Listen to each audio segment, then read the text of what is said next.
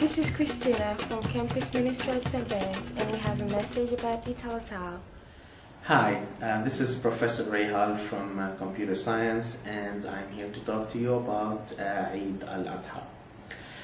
Eid al-Adha is one of two very important holidays in the Muslim calendar. The first one being Eid al-Fitr, which celebrates the end of Ramadan, and the second one is Eid al-Adha, which celebrates the end of the pilgrimage for the pilgrims in Mecca.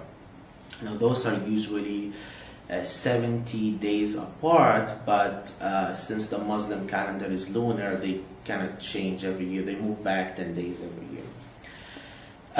Now, the Eid al-Adha was specifically chosen to actually commemorate a very important historical event that dates back to Prophet Abraham.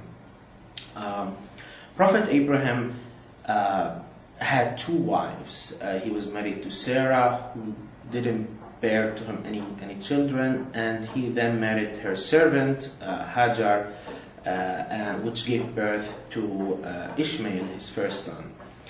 And one day, he used to commute between the two houses. They used to live separately. So one day, he dreamt God ordering him to sacrifice his son Ishmael.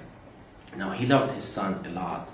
And of course, that's not something he wanted to do, but he knew that since he dreamt about it, it was an order from God. So he went to his son and told him. And his son was, I think, around 13 or 14 at that time, told him, you have to do what you have to do, you're a prophet, but please make it quick and don't look at my face so that you won't have mercy.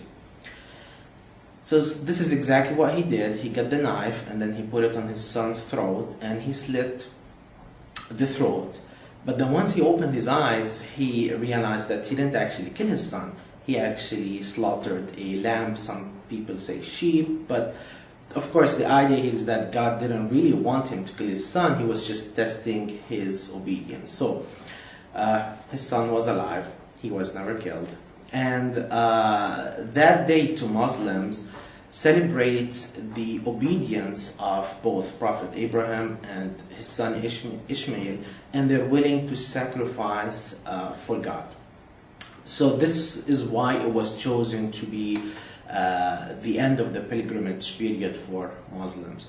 So every year, Muslims basically practice those two characteristics, obedience and sacrifice. Those who can afford usually slaughter a sheep or a lamb, sometimes a camel, a cow. It depends on how much you can afford, and distribute most of the meat to the needy and the impoverished. And to some people, this is actually the only time of the year that they actually get to eat meat.